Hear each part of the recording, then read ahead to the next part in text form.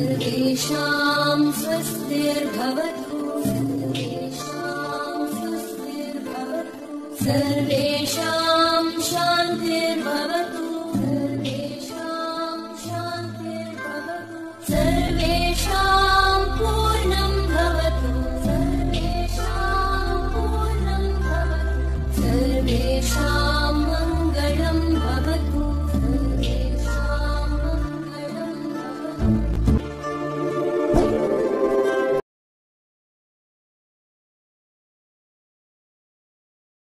नमस्कार। Online classes में आपका फिर से स्वागत है। आज हम कक्षा 6 के विषय सामाजिक में सामाजिक एवं राजनीतिक जीवन भाग 1 के अंदर पाठ 3 सरकार क्या है का अध्ययन करेंगे। आज हम सामाजिक के राजनीतिक पाठ 3 सरकार क्या है पढ़ेंगे। आपने सरकार शब्द का जिक्र कई बार सुना होगा। इस पाठ में आप यह पढ़ेंगे कि सरकार क्या है और हमारे जीवन में कितनी महत्वपूर्ण भूमिका निभाती है। सरकारें क्या करती हैं, वे निर्णय कैसे लेती हैं, अलग अलग तरह की सरकारों जैसे लोकतांत्रिक सरकार, राजतंत्रीय सरकार के बीच में क्या अंतर है, चलिए पढ़कर पता लगाएं। अब यहाँ पर ये सरकार के कुछ कार्यों के बारे में बताया गया है। मान लो ये अखबारों की कटिंग ही है, एक छोटी छोटी। सरकार से कामगारों के अधिकारों की रक्षा की मांग, बाढ़ पीड़ितों के लिए सरकार की ओर से राहत सामग्री, प्याज की दर में उछाल, सरकार ने प्याज के दाम तय किए, सर्वोच्च न्यायालय के लिए 5 न्यायाधीश, सरकार, कोयला और बिजली विभागों के पुनर्गठन से पता पक्ष में है सरकार, सरकार ने 15,000 से अधिक गांवों को सूखाग्रस्त घोषित किया। एक देश को विभिन्न निर्णय लेने एवं काम करने के लिए सरकार की जरूरत होती है। ये निर्णय कई विषयों से संबंधित हो सकते हैं। सड़कें और स्कूल या कहाँ बनाए जाएं, बहुत ज़्यादा महंगी हो जाने पर किसी चीज़ के दाम कैसे घटाएं जाएं, अथवा बिजली की आपूर्ति कैसे बढ़ाई जाए। सरकार सामाजिक मुद्दों पर भी कार्रवाई करती है। उदाहरण के लिए सरकार गरीबों की मदद करने के लिए कई कार्यक्रम चलाती है। इसके अलावा यह अन्य महत्वपूर्ण काम भी करती है, जैसे डाक एवं रेल सेवाएं चलाना। सरकार का काम देश की सीमाओं की सुरक्षा करना और दूसरे देशों से शांतिपूर्ण संबंध बनाए रखना भी है। उसकी जिम्मेदारी है कि सुनिश्चित करना कि सभी देश के नागरिकों को पर्याप्त भोजन और अच्छी स्वास्थ्य सेवाएं मिले। जब प्राकृतिक विपदा घेरती है जैसे सुनामी या भूकंप, तो मुख्य रूप से सरकार ही पीड़ित लोगों की सहायता करती है। अगर कहीं कोई विवाद होता है या कोई अपराध करता है तो लोग न्यायालय जाते हैं। न्यायालय भी सरकार का ही एक अंग है। शायद आपको यह जानकर अचरज हो रहा होगा कि सरकार इतना सब कुछ कैसे कर पाती है और सरकार के लिए इन कामों को करना क्यों जरूरी है।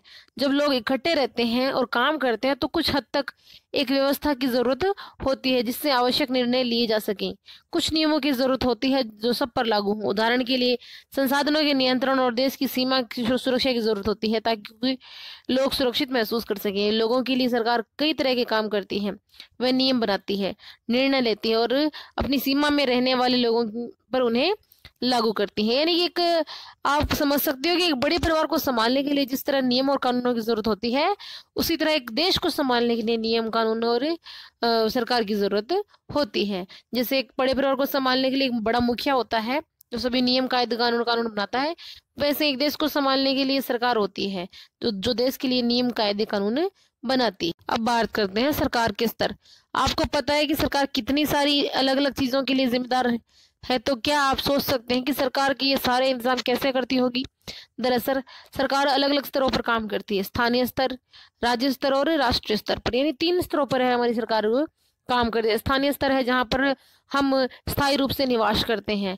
राज्य जो हमारा जिला या फिर है इसका अंग होता है जिस राज्य का, जैसे हमारा राजस्थान है वो राज्य स्तर पर काम करते हैं, जैसे वहाँ कौन सी सरकार अभी आपको पता होगा। और राष्ट्रीय स्तर पर है वो सरकार होती, केंद्र सरकार होती है, जहाँ पर हमारे प्रधानमंत्री है वो कार्य करते हैं। स्थानीय स्तर का मतलब है आपके गांव, शहर या मोहल्ले जैसे राज्य स्तर पर मतलब है पूरे राज्य को ध्यान में रखें, जैसे हरियाणा या असम की सरकार पूरे राज्य को काम करती है। राष्ट्रीय स्तर की सरकार के संबंध में पूरे देश में होता है। इस किताब में आप आगे चलकर पढ़ेंगे कि स्थानीय सरकार कैसे काम करती है और आगे की कक्षाओं में राज्य और राष्ट्रीय स्तर पर सरकार के कामों के बारे में जानेंगे। सरकार एवं कानून। सरकार कानून बनाती है और देश में रहने वाले सभी लोगों को कानून मानने होते हैं। केवल यही वह तरीका जिससे सरकार काम कर सकती है। सरकार के पास जैसे कानून बनाने की ताकत होती है, वैसी यह ताकत भी होती है कि लोगों को कानून मानने के लिए बाध्य करे। उदाहरण के लिए कानून है कि गाड़ी चलाने वाले के पास लाइसेंस होना चाहिए। अगर कोई लाइसेंस के बिना गाड़ी चलाते हुए पकड़ा जाए तो उसे जेल की सजा काटनी पड़ती है और जुर्माना भी भरना पड़ता है। यानी सरकार के पास नियम मनवाने के लिए भी क्या व्यवस्था की गई है कि जो नियम नहीं मानता है उसके लिए फिर क्या है, दंड घोषित किया गया है।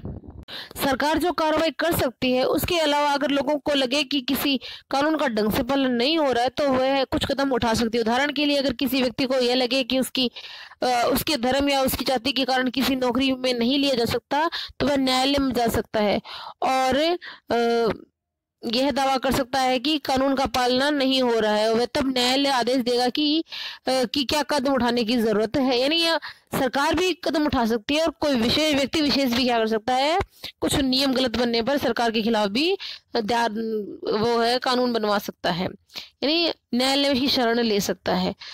सरकार के प्रकार। सरकार को निर्णय लेने और कानूनों का पालन करवाने यानी उन्हें बाध्य बनाने में शक्ति कौन देता है? इस प्रश्न का उत्तर इस बात पर निर्भर करता है कि उस देश में कैसी सरकार है। लोकतंत्र में लोग ही सरकार को शक्ति देते हैं। लोग ऐसा चुनाव के माध्यम से करते हैं।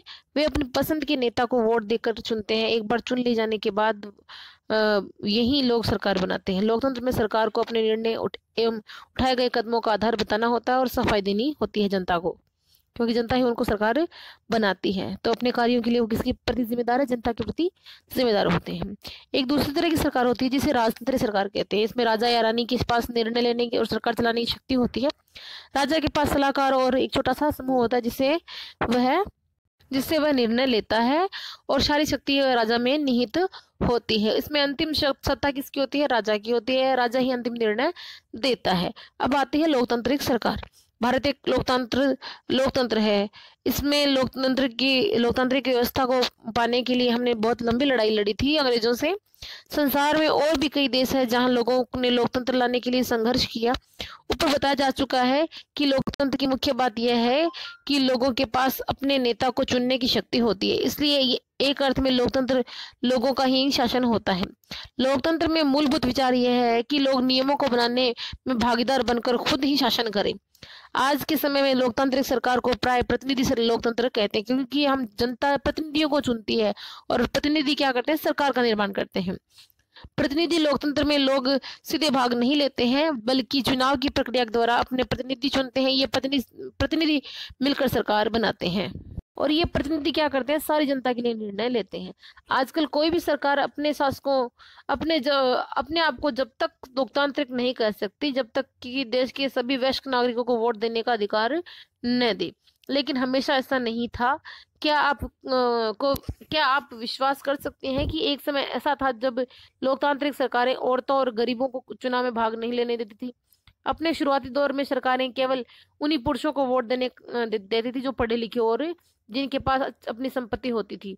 इसका मतलब था कि औरतों और गरीबों और अशिक्षितों को वोट देने का अधिकार नहीं था। ऐसी स्थिति में देश उन्हीं के नियमों के सहारे चलते थे जो ये वोट वगैरह देते थे। अब बात है वोट्स फॉर वुमेन्स। संसार में कहीं भी सरकारों ने स्वेच्छा से अपनी शक्ति लोगों के साथ नहीं बांटी। पूरे यूरोप अमेरिका में महिलाओं और गरीबों को सरकार के कार्यों में भागीदारी के लिए संघर्ष करना पड़ा।